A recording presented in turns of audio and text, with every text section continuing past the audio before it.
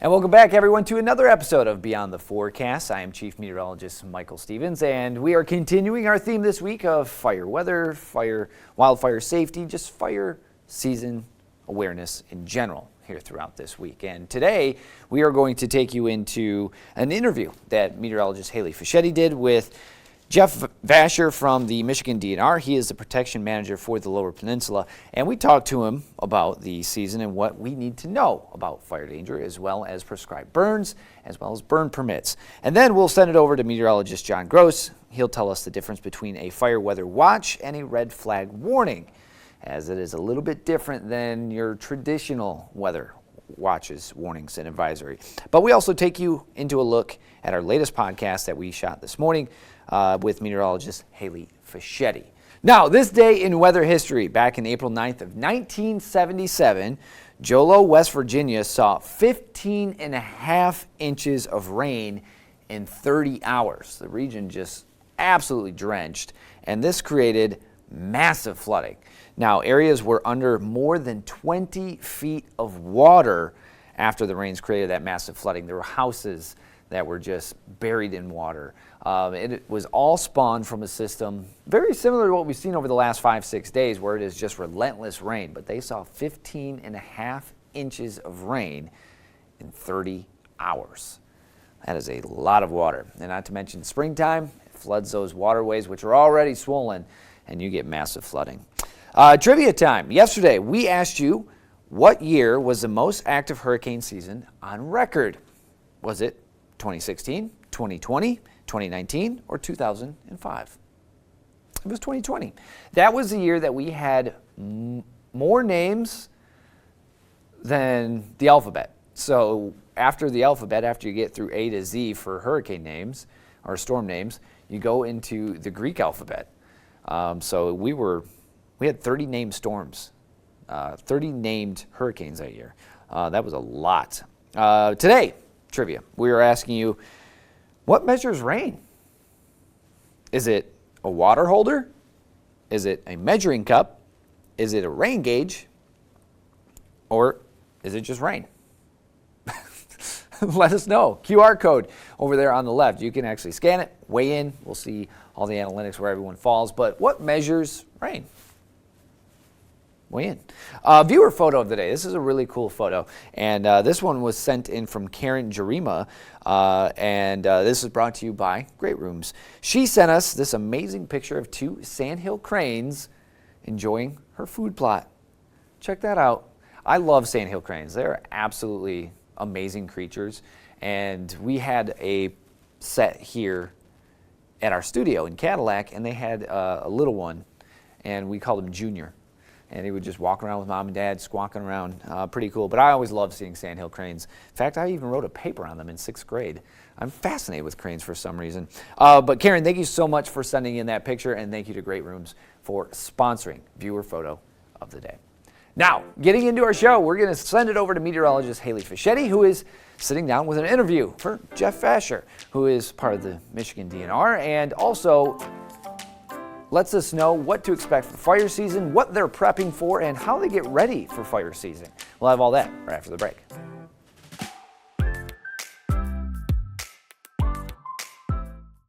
Welcome back to Beyond the Forecast. It's meteorologist Haley Fiaschetti, and I am joined with Jeff Vasher, who is the protection manager for the Lower Peninsula. Thank you so much, Jeff, for joining me today.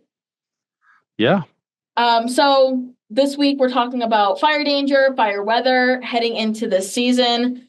It is kind of something we always talk about. I know when I first started here in northern Michigan, we had the big Grayling and Gaylord fires. So that's what I always remember every single time we talk about fire season. But I'm just a little curious, what do you do every single day when you really start talking about the fire season? So what we do is, our crews, they're all throughout the Lower Peninsula. So what we do is they're getting ready, they're getting their equipment ready to staff for wildfire. Plus, not just wildfire, we're doing prescribed burning, through this Lower Peninsula. So they're doing that, and they're checking the weather every day, making sure they're ready to go. Because you never know when the call is going to come in, be ready. And then, when we really get into prescribed burning, we're very busy. We start at 7, 8 o'clock in the morning and they'll finish at dark, so Wow. they're burning all day. So Now, can you explain what a prescribed burn is? All week we've been saying, don't start a fire, but then yeah. we hear maybe they can start a fire. So what is a prescribed burn? So a prescribed burn is it goes through a process, so they call it FTP, it gets agreed upon like with wildlife parks and us. And then we write a burn plan. So it maps out, there's objectives that what they want this burn to do. So it could be for wildlife, it could be to set back woody vegetation, there's all kinds of things that we do. But we do a pretty extensive prescribed burning program down in the southern lower. We do it up here in the NLP, but it's, Wildlife and Parks has a very big program down there for, like I said, it's for wildlife, for ducks, turkeys, deer, habitat. And then, for us at Forest Resource Division, it might be to set back, the red maple or, for native grasses, warm season grass, cool season grasses. So, yeah, so it actually helps the region too. Yeah, it helps the landscape. You're setting back. There's not the fuel load there. You're setting all that stuff back. That's awesome. Yeah, I sometimes see it all the time, and you hear it in other regions that it happens, but then you hear also the crazy fires, and people are like, "Wait, how was that allowed?" But it makes sense to help vegetation or just landscaping of why we might want to set across certain grasses or wildlife. When you burn too, it comes back very green too. So it's really nice. That is very true. Now, when we talk about fires and maybe bigger fires, why is this region of Michigan kind of prone for fires in general? Why do we see fires just become a big thing here? 90% of our burns are human caused. So people are, that's a easy way to get rid of their debris. Right. Their leaves, they don't want to haul them away. I would tell you that the best time to do it is when everything greens up, because, in the spring, everything's dead, so it doesn't take much to get going. Right. The fine fuels are really dried out from all winter. They're dead. Like I just told you, 2 weeks ago, we had 40 fires in 2 days. And that Saturday, we had all that rain in the morning, but we had all that wind. It dried it out very fast, and we had 20 fires that day. So it just tells you how fast, it dries it out. So, and that's the reason. The spring, the spring is our busiest time. When everything, until it greens up, and then it'll slow down, and then we'll start getting fires in the summer, and then last year, we had a very busy fall fire season, we did. Just because of the lack of moisture. So. Yeah, we talked about drought a little bit this week too, and how important it is to pay attention with the dry land, and how just because you might have got a lot of snow doesn't actually mean the ground is fully saturated. It really depends on how rainy we get this spring season. Another thing we're touching upon, the weather team, is red flag warnings. Now, do you guys work with the National Weather Service to discuss red flag warnings, and how do you play a part in that? Yeah, they will.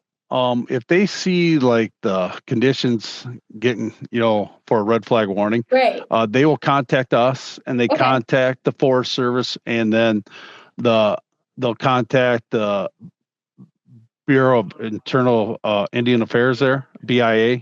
So we all collaborate. Okay, what are we seeing? And what they're asking us is, what are we seeing for the fuel moistures or the fuel conditions out there in our hazardous fuels, so there's a big, and this is happening probably 2 days before this red flag is coming. We're talking about, okay, what do you think, Jeff? And I think, well, I don't know if we're quite there, so maybe we put a fire weather watch, instead of a red flag warning. And So, but yeah, they collaborate with us, so we all have a discussion about it. Yeah, that's awesome. I did not know that it was a kind of a day process, a days in advance process. That's really interesting actually to hear Yeah. that, because from the weather side of things, sometimes it happens just maybe only a few hours, but to know that there is parts too that is kind of days in advance, that's really interesting to hear. Now, as we head into the spring months, as you mentioned, this is kind of one of your busiest seasons as we head into. Do you have any other advice or things that maybe viewers out there should kind of have in their head as we get ready for the season? Yeah. So the biggest thing is watch the weather. You guys do a very excellent job for us, promoting the burn, how dry it is, Yeah. and you guys do and I've told this for years, you guys do a great job, but just, check to see if we're giving out burn permits, Okay. if you can wait until it greens up, because green, it's harder to get going, and if you're burning, if you burn in a barrel, make sure it's a approved barrel. It's got a lid on top with no holes bigger than 3/4 of an inch. And then if you're burning piles, make sure they're small so you can keep control of them. And then make sure you got a shovel and a water hose there, and then make sure, and like we always tell the kids, when you're done, make sure you make it into a mud pie. We tell them that, soak it, because we've had fires before. People think they're out. The wind comes up, the humidity gets low, and then there it goes. Yeah. And like I said, just be careful. I mean, like I said, if you can wait till it greens up, that's the best time, and like I said, if you do burn, small piles, Yes. Yeah. So even though as the snow's all melting away and you're seeing all the dead leaves that you might have missed in the fall, hold off. Wait a little bit longer. Yep. Perfect. Yep. Well, thank you so much, Jeff, for meeting with me today. We'll have more information online, and of course, we'll keep you guys up to date with the burn permits and the drought monitor as we continue throughout the season. Thanks, Jeff. Thanks, Haley. And that is great information to keep in the back of your mind as we continue deeper into spring. Now, coming up next, we send it over to meteorologist John Gross, who's going to show you the difference between a fire weather watch and a red flag warning. We'll have all those details right after the break. Hey there, everybody. Meteorologist John Gross, and today we will be talking about, again, how a wildfire starts and spreads, but we're also going to mention what exactly a fire weather outlook looks like. We'll also touch on the differences between what a fire weather watch versus a red flag warning is. So remember, with the wildfire, you need some sort of spark that can be natural or caused by human error, but once you have that spark and you're coupling that with a fuel source as well as oxygen, that is how a wildfire really does start to take off and spread, depending on exactly where it did originate from. Now, causes for the wildfire, these are four main ones you're talking about. So you can talk about human error, but you can also talk about natural causes as well. Lightning from what can be called a dry thunderstorm, pretty much meaning you're talking about a thunderstorm that is not producing rainfall, but you still can get lightning strikes that can start a wildfire. Now, you're also talking about campfires, bonfires, grilling. Those can be some other things that can cause a wildfire, or heat from the sun, otherwise known as droughts. And depending on the severity of that drought, that also can cause the landscape or just the ground itself to be very, very dry. Dry vegetation that can also be a source for wildfires to not only start, but even spread too. Now, here's where the weather aspect does come into play. You can also talk about overgrown forests, so dead tree limbs, pine needles, things of that nature. You can also talk about the wind that can pick up hot embers and spread a wildfire very, very quickly. Also, extreme heat with the drought. When you're talking about a heat wave, usually you are not talking about a lot of rainfall. So a lot of those weather components can lead to wildfire growth very, very quickly. So let's go ahead and dive into what exactly a fire weather outlook looks like. I pulled this from the Storm Prediction Center just the other day, and here's a look at it. So you're talking about three levels here. They're a little hard to see, but they're right there on your screen. You're talking about the elevated, the critical, and the extreme. So those are the three categories that you do talk about from the fire weather outlook. So areas from New Mexico and even going into Texas, that's where you're talking about very, very dry conditions, and chances are there for wildfires to not only start, but if they do have that initial spark, they will probably spread very, very quickly. So let's go ahead and touch on exactly what the difference is between a fire weather watch and a red flag warning is. Now, when you're talking about that fire weather watch, again, that's issued when the critical fire weather conditions are possible. So remember back to the analogy we were talking about from the watch versus the warning. You have the ingredients ready to go, but you do not have that fire just yet. If you're talking about the red flag warning, that's issued when the critical fire weather conditions are happening or about to happen. So that's when we have that initial spark. That's when we have the wildfire already started. And depending on the weather conditions, relative humidity, if you're talking about droughts, if you're talking about gusty winds, that can spread that wildfire very, very quickly. So the fire weather watch, you need to be prepared. The red flag warning, that's when you need to take action very, very quickly. So going back to our lovely analogy of tacos, remember the watch versus the warning. When you're talking about the fire weather watch, taco watch, we have the ingredients to make tacos. We have the ingredients for a fire to start. Red flag warning, taco warning, we have that initial spark, we have the fire started, we have tacos. So that's the main difference again between what a fire weather watch and a red flag warning means, and just also some things to keep in mind if you are ever issued one of those for your area. I'm Meteorologist John Gross reporting for Beyond the Forecast. Thanks, John. Now coming up next, me and meteorologist Haley Fiaschetti sit down and have our brand new podcast about fire weather, and we break down some of the things you need to know. We'll have that right after the break. And welcome back, everyone, to Beyond the Forecast. Now, yesterday we filmed a brand new podcast, and it has to do with fire danger and fire season and fire weather.